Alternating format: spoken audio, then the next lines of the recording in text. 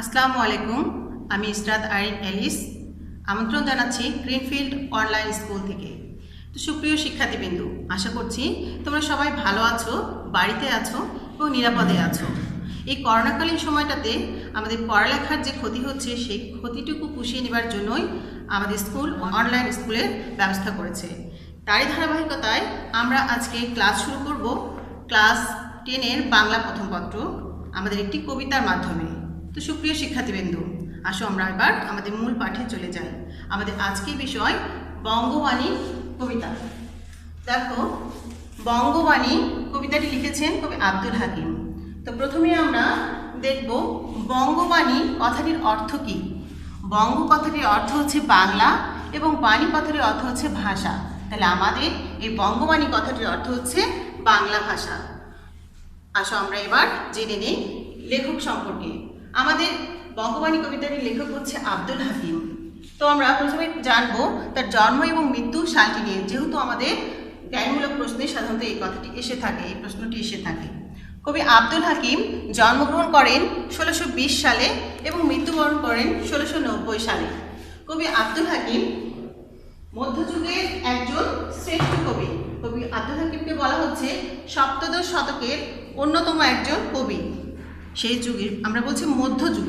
তো প্রিয় শিক্ষার্থীরা, তোমরা জানো মধ্যযুগ বাংলা সাহিত্যের যুগবিভাগ করা হয়েছে 3টি ভাগে। একটি হচ্ছে প্রাচীন যুগ। প্রাচীন যুগের সময়কালটা ছিল 650 থেকে 1200 খ্রিস্টাব্দ। মধ্যযুগ বলা হচ্ছে 1201 থেকে 1800 এবং বর্তমান বলা হচ্ছে 1801 থেকে এই চলমান যে সময়টাকে, এটাকে বলা হচ্ছে বর্তমান যুগ। তো এই 1201 থেকে এই যে 1807 এই সময়কার কবি হচ্ছে কবি আব্দুল হাকিম। এবং আব্দুল হাকিমকে বলা হচ্ছে মধ্যযুগের কবি, কেননা সেই সময় যে সময় কবি আব্দুল হাকিম এই বাংলা ভাষায় সাহিত্য চর্চায় ব্রতী হয়েছিলেন, সেই সময়টা ছিল বাংলা ভাষায় সাহিত্য চর্চার জন্য অত্যন্ত একটা গুরুত্বপূর্ণ সময়। কেননা এই সময়টাতে আরবি, ফার্সি, হিন্দি এই সমস্ত ভাষার প্রচলন ব্যাপকভাবে প্রচলিত ছিল।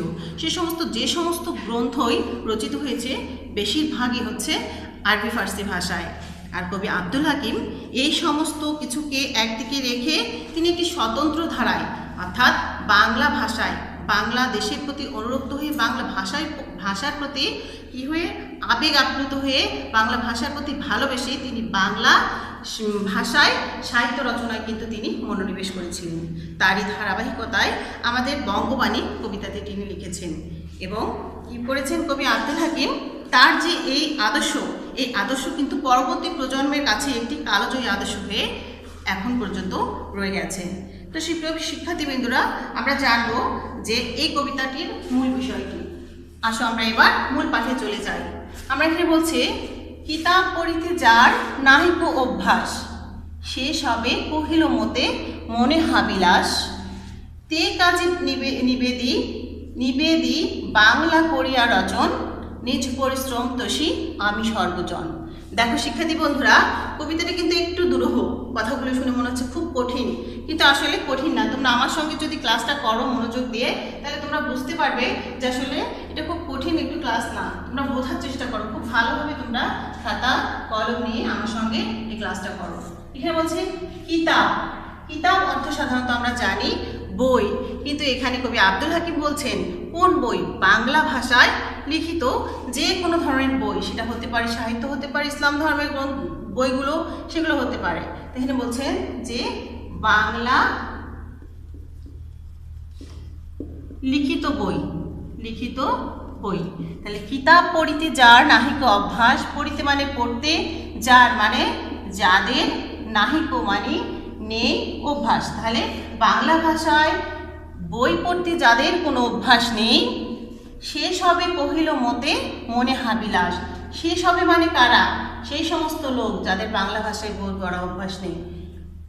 সে সব কহিল মানে বলল, মতে কথাটির অর্থ হচ্ছে আমাকে, মতে মানে আমাকে, মনে হাবিলাস শব্দটির অর্থ হচ্ছে প্রবল ইচ্ছা, মনের প্রবল ইচ্ছা। তাহলে সেসবে কহিল মতে মনে হাবিলাসনে, সেই সমস্ত লোক আমাকে তাদের মনের প্রবল ইচ্ছার কথা জানালেন। কি ইচ্ছার কথা জানালেন? যে তারা বাংলা ভাষায় বই পড়তে চায়। আচ্ছা, সেজন্য কি করলেন? তে কাজে নিবেদি বাংলা করিয়া রচন। তে কাজে মানে কি? সেই কাজে বা সে কাজে বা সেজন্য। নিবেদি কথাটির অর্থ হচ্ছে নিবেদন করলাম, নিবেদন করলাম বাংলা করিয়া রচন, অর্থাৎ বাংলা ভাষায় বাংলা রচনা। অর্থাৎ সেই কাজে আমি নিজেকে নিবেদন করলাম বাংলা ভাষায় সাহিত্য রচনার জন্য। আচ্ছা, নিজ পরিশ্রম তোষী, নিজ পরিশ্রম তোষী। তোষী কথাটির অর্থ হচ্ছে তুষ্ট করি বা সন্তুষ্ট করি, সন্তুষ্ট করি আমি সর্বজন। সর্বজন মানে কি? সর্বসাধারণ বা সবার জন্য। আমি নিজে পরিশ্রম করলাম কি করবার জন্য? সবাইকে সন্তুষ্ট করবার জন্য। দেখো শিক্ষার্থী বন্ধুরা, এই 4টি লাইনে কিন্তু একটি অর্থ প্রকাশ পাচ্ছে, সেটা একটু দেখো, তোমরা ভালো করে খেয়াল করো। যে কবি বলছেন যে যাদের বাংলা ভাষায় বই পড়বার অভ্যাস নেই, সেই সমস্ত লোক কবিকে তাদের মনের প্রবল ইচ্ছার কথা জানালেন। কোন ইচ্ছার কথা জানালেন? কবি যেন তাদের জন্য বাংলা ভাষায় সাহিত্য রচনা করেন। আর কবি সেজন্যই নিজেকে বাংলা ভাষায় সাহিত্য রচনা করবার জন্য নিজেকে নিবেদন করলেন। তারপর কি করলেন? সবাইকে সন্তুষ্ট করবার জন্য কবি এই সাহিত্য রচনায় মনোনিবেশ করলেন। আরবি ফার্সি শাস্ত্রে নাই কোনো রাগ, দেশি ভাষে বুঝিতে ললাটে পুরে ভাগ। দেখো শিক্ষার্থীরা, এখানে বলছে যে আরবি ফার্সি শাস্ত্রে নাই কোনো রাগ, অর্থাৎ কবির আরবি ফার্সি ভাষার প্রতি কোনো রাগ নেই। দেশি ভাষা বুঝিতে ললাটে পুরে ভাগ।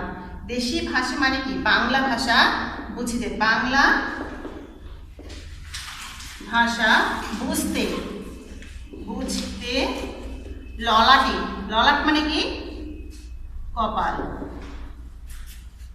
পুরে ভাগ, এখানে বলছে দেশে পুরে ভাগ, অর্থাৎ আমরা যখন কোনো ভাষা, কোনো ভাগ কথার অর্থ কিন্তু হচ্ছে ভাগ্য, কিন্তু এখানে বোঝাচ্ছে দেশি ভাষা বুঝতেই আমাদের যেখানে কপালে চিন্তার ভাঁজ পড়ে যায়।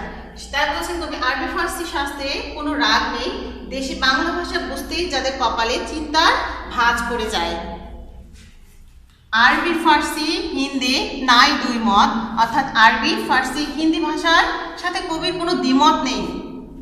যদি বা লিখয়ে আল্লাহ নবীর সিফত, কেননা এই ভাষাতেই আল্লাহ এবং নবীজির সিফত কথাটির অর্থ হচ্ছে গুণকীর্তন। কেননা এই আরবি ফার্সি ভাষায় কিন্তু আল্লাহ নবীদের গুণকীর্তন করা হয়েছে।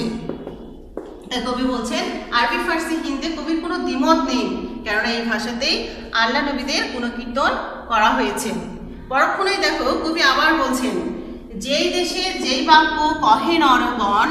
যে দেশে মানে কি? যে দেশের যে বাক্য মানে যে ভাষা, কহে মানে বলে, নরগণ মানে লোকজন। যে দেশের যে বাক্যই, যে ভাষায় লোকজন কথা বলুক না কেন, সেই বাক্যে বোঝে প্রভু, সেই বাক্যে বুঝে প্রভু আপে নিরঞ্জন। আপে মানে হচ্ছে নিজে, আর নিরঞ্জন কথাটির অর্থ কিন্তু হচ্ছে নির্মল। কিন্তু আমরা এখানে কবি কিন্তু এখানে সৃষ্টিকর্তাকে নির্দেশ করেছেন। নিরঞ্জন কথার অর্থ যদিও নির্মল, কিন্তু এখানে সৃষ্টিকর্তাকে বোঝানো হয়েছে, সৃষ্টিকর্তা। তাহলে বলছে যেই দেশে যেই বাক্য কহে নরগণ, সেই বাক্যে বোঝে প্রভু আপে নিরঞ্জন। যে দেশে যে ভাষাতেই লোকজন কথা বলুক না কেন, সৃষ্টিকর্তা তাদের ভাষা সব কিছুই বোঝে। তারপর সর্ববাক্যে বোঝে প্রভু, সর্ববাক্য মানে কি? সব বাক্যে বোঝে প্রভু কিবা হিন্দুয়ানি। সব বাক্যে বোঝে প্রভু কিবা হিন্দুয়ানি। এই যে এখানে বলা হচ্ছে হিন্দুয়ানি, দেখো হিন্দুয়ানি কেন বলা হচ্ছে? বাংলা ভাষাকে তৎকালীন সময়ে কিন্তু হিন্দুয়ানি ভাষা বলে অবজ্ঞা করা হচ্ছে। সেই সময়ে কিছু কুসংস্কারাচ্ছন্ন উন্নাসিক লোক, যারা বাংলাকে হিন্দুর ভাষা বলে অবজ্ঞা করা হচ্ছে। এখন উন্নাসিক কাদের বলা হয়েছে?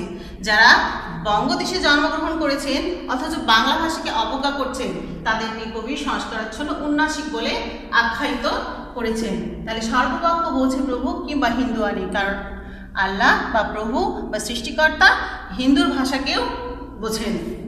বঙ্গদেশী বাক্য কিবা যত ইতিবাণী, কেননা এই বাংলা ভাষাতেই আমাদের জন্য অনেক হিতকর কথা বলা হয়েছে। এরপরে দেখো শিক্ষার্থী বন্ধুরা, এরপরে কবি বলছেন মারফত ভেদে যার নাহিক গমন। এখানে বলছে মারফত ভেদ, অর্থাৎ কি আল্লাহকে জানার বা সৃষ্টিকর্তাকে যারা সত্যিকার অর্থে প্রকৃত অর্থেই বোঝে না, প্রকৃত অর্থে বুঝতে ব্যর্থ সেই সমস্ত লোকদের কবি বলছেন মারফত ভেদে যার নাহিক গমন, হিন্দুর অক্ষরে সেই সবে গণ। অর্থাৎ যারা সৃষ্টিকর্তাকে সত্যিকার অর্থে বুঝতে পারে না, তারাই বাংলাকে হিন্দুর অক্ষর বলে হিংসে করে। তো প্রিয় শিক্ষার্থীবৃন্দ, দেখো কবি কি সুন্দর করে এই বঙ্গবাণী কবিতাটি লিখেছেন এবং বাংলাকে কিভাবে সেই সময়ে হেয় করা হতো, হিংসে করা হতো, কবি সে কথাই কিন্তু এই বঙ্গবাণী কবিতাটির মধ্যে তুলে ধরছেন। শিক্ষার্থীবৃন্দরা, এখন আমি তোমাদের কবিতাটি পুরোটা পড়াবো, তোমরা বই হাতে ধরবে এবং তোমরা আমার সঙ্গে কবিতাটি পড়বে। বঙ্গবাণী, আব্দুল হাকিম। কিতাব পড়িতে যার নাহিক অভ্যাস, সে সবে কহিল মতে মনে হাবিলাস। তে কাজী নিবেদি বাংলা করিয়া রচন, নিজ পরিশ্রম তোষী আমি সর্বজন। আরবি ফার্সি শাস্ত্রে নাই কোনো রাগ, দেশি ভাষে বুঝিতে ললাটে পুরে ভাগ। আরবি ফার্সি হিন্দে নাই দুই মত, যদি বা লিখয়ে আল্লাহ নবীর সিফত। যেই দেশে যেই বাক্য কহে নরগণ, সেই বাক্য বোঝে প্রভু আপি নিরঞ্জন। সর্ববাক্যে বোঝে প্রভু কিবা হিন্দু আনি, বঙ্গদেশে বাক্য কিবা যত ইতিবাণী। মারফত ভেদে যার নাহিক গমন, হিন্দুর অক্ষরে সে সবে গণ। হিন্দুর অক্ষরে যে সবে বঙ্গেতে জন্মি, হিংসে বঙ্গবাণী, সে সব কাহার জন্ম নির্ণয় ন জানি। দেশি ভাষা বিদ্যে যার মনে না জুড়ায়, নিজ দেশ ত্যাগী কেন বিদেশ না যায়। পিতা মাতা মহক্রমে বঙ্গতে বসতি, দেশি ভাষা উপদেশ মনে হিত অতি।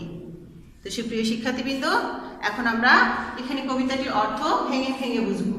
অর্থাৎ কবিতাটির অর্থ বুঝবো, যে সবে বঙ্গেতে মানে যে সবে অর্থাৎ যে সমস্ত লোক বঙ্গেতে জন্মে হিংসে বঙ্গবাণী, যে সমস্ত লোক বাংলাদেশে জন্মগ্রহণ করেছেন কিন্তু বাংলায় জন্মগ্রহণ করে বাংলা ভাষাকে হিংসে করছেন, কবি তাদেরকে নিয়ে সংশয় প্রকাশ করেছেন। কি সংশয় প্রকাশ করেছেন? সেসব কাহার জন্ম নির্ণয় না জানি। তাহলে যারা বাংলাদেশে জন্মগ্রহণ করেছেন কিন্তু বাংলা ভাষাকে অবজ্ঞা করছেন, কবি তাদের জন্ম পরিচয় নিয়ে কিন্তু দ্বিধাদ্বন্দ্ব ভোগ করেছেন। কবি তাদেরকে বলেছেন তাদের জন্ম, কবি তা নিয়ে সন্দিহান রয়েছেন। এখানে দেখো শিক্ষার্থী বন্ধুরা, এখানে কিন্তু কথাটি একটু ন জানি কথা বলা হচ্ছে। তা আমরা জানি কবির জন্ম কোথায়? কবির জন্ম হচ্ছে সন্দ্বীপে। আর এই যে কবিতার মধ্যে কিন্তু ন জানি ন চুরাই কথাগুলো এসে যাচ্ছে। এরপরে কবি বলছেন, কবি হুঁশিয়ার করে দিচ্ছেন তাদের জন্য, দেশি ভাষা বিদ্যা যার মনে ন জুড়ায়, অর্থাৎ দেশে জন্মগ্রহণ করে দেশের ভাষা যাদের পরাণ জুড়াতে পারে না, নিজ দেশ ত্যাগী কেন বিদেশ অনা যায়। কবি তাদেরকে নিজের দেশ ত্যাগ করে বিদেশে যাওয়ার পরামর্শ দিয়েছেন। নিজ দেশ ত্যাগ করে বিদেশে যাওয়ার পরামর্শ দিয়েছেন। তারপরে কবি বলছেন, পিতামাতা মহক্রমে বঙ্গেতে বসতি। আমরা পিতামাতার সূত্রে অর্থাৎ বংশানুক্রমেই কিন্তু আমরা এই বাংলাদেশে জন্মগ্রহণ করেছি। দেশি ভাষা উপদেশ মনে হিত অতি, অর্থাৎ কি এই দেশের ভাষাতে যত হিত উপদেশ আছে যা আমাদের প্রাণ জুড়িয়ে যায়, সেই সমস্ত এই বাংলা ভাষায় যত উপদেশ আছে, এই উপদেশ বাণীর মতো অন্য কোনো বাণী আর অন্য কোনো ভাষায় আমাদের প্রাণ কিন্তু জোড়াতে পারে না। তাই কবি বারবার বলেছেন এই দেশের ভাষার মতো আর কোনো ভাষায় হতে পারে না। কবি আব্দুল হাকিম এই বঙ্গবাণী কবিতাটির মধ্যে দিয়ে কিন্তু তার যে বাংলা ভাষার প্রতি গভীর অনুরাগ, গভীর প্রেম, এই কথাগুলো কিন্তু এখানে কিন্তু সুন্দরভাবে উপস্থাপন করেছেন। তো সুপ্রিয় শিক্ষার্থীবৃন্দ, আমরা আজ বঙ্গবাণী কবিতাটি পড়লাম এবং বাংলা ভাষা সম্পর্কে আমরা জানলাম। তো তোমাদের এই যে বঙ্গবাণী কবিতাটি দেওয়া থাকলো, তোমরা বাসায় ভালো করে পড়বে, কবিতার মানে অর্থ বুঝে বুঝে পড়বে এবং সেই সঙ্গে আমি তোমাদের পরবর্তী ক্লাসে এই বিষয়ে প্রশ্ন দিয়ে দেবো। তোমরা বাসায় সুস্থ থেকে নিরাপদে থেকে বাংলা পড়াগুলো চালিয়ে যাবে। তো সুপ্রিয় শিক্ষার্থীবৃন্দ, তোমাদের অশেষ ধন্যবাদ আমার সাথে এই ক্লাসটি করবার জন্য। সুস্থ থাকো, বাড়িতে থাকো, নিরাপদে থাকো। ধন্যবাদ তোমাদের সবাইকে।